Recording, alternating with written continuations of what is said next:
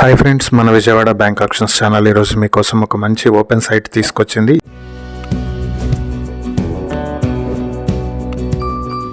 ఇది విజయవాడ ఉయ్యూరు ఇగినిపాడు రోడ్ లో ఉన్నటువంటి ఓపెన్ ల్యాండ్. ఇది మొత్తం 150 స్క్వేర్ యార్డ్స్ తో ఈస్ట్ ఫేసింగ్ లో ఉంటుంది. ఇది రాఘవ ఎస్టేట్స్ కి దగ్గరగా ఉంటుంది. మచిలీపట్నం విజయవాడ హైవే నుంచి 1 కిలోమీటర్ దూరంలో CRDA అప్రూవ్డ్ లేఅవుట్ ఇది.